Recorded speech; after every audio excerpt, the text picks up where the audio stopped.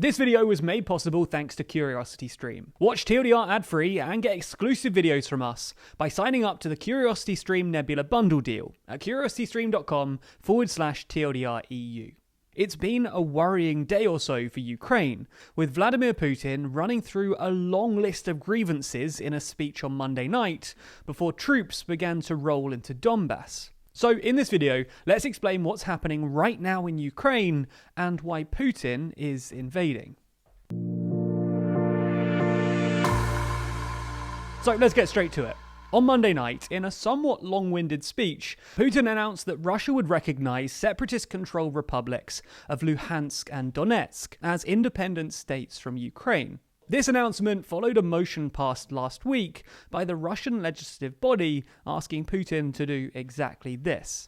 Throughout the rest of the speech, Putin ran through a number of grievances. For example, he argued that the 2014 Euromaidan uprising was essentially an illegal insurrection, backed by foreign powers against an elected government, and obviously against Russian interests.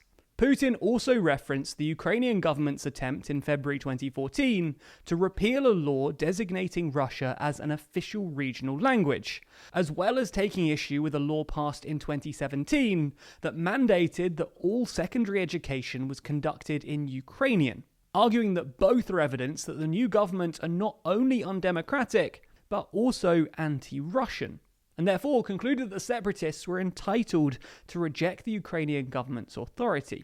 The following morning then, Russian troops rolled into Donbas in what Putin described as a peacekeeping exercise.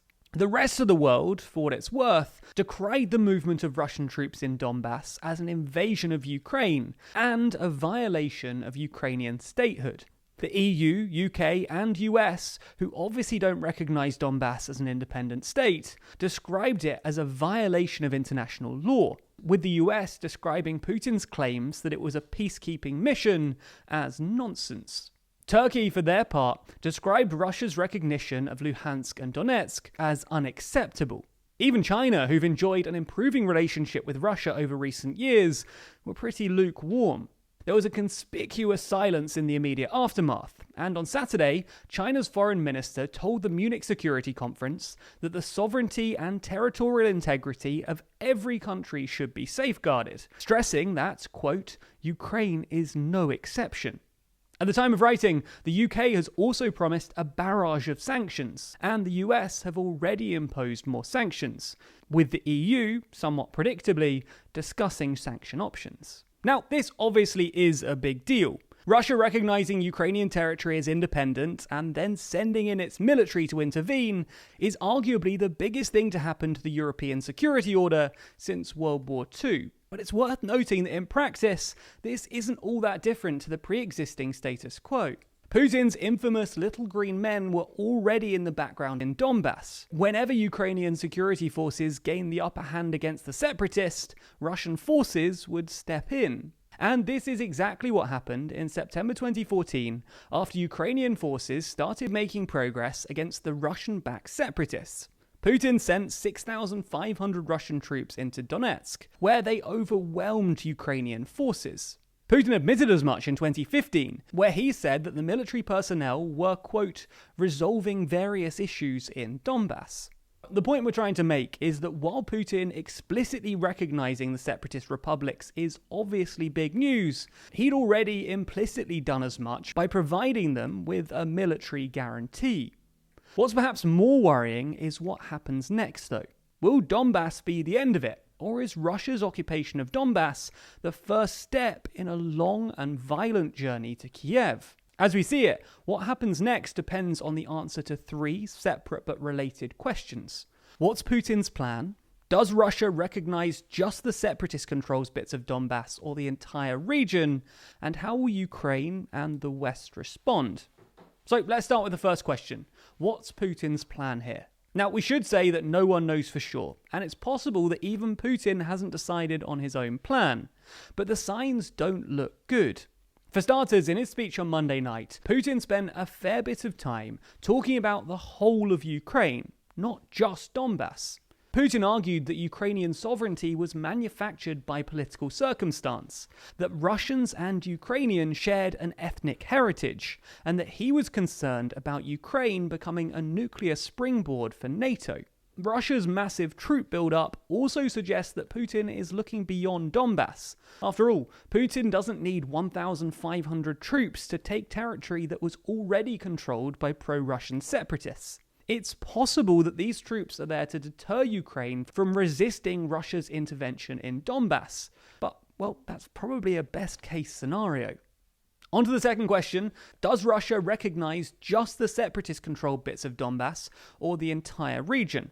At the moment, while the Donetsk and Luhansk People's Republics claim all of Donbas, they only control about a third of the region. In recognizing Donetsk and Luhansk as sovereign independent states, is Putin recognizing the areas they actually control, or their entire territorial claims? If it's the former, then, well, it's at least possible that Ukrainian and Russian forces don't actually get into a conflict, assuming Ukrainian forces don't try and retake the separatist-controlled areas. However, if it's the latter, then further conflict looks inevitable, because it would entail Russian forces going into areas of Donbas controlled by Ukrainian government forces. Again, while no one knows the answer to this for sure, things don't look good here.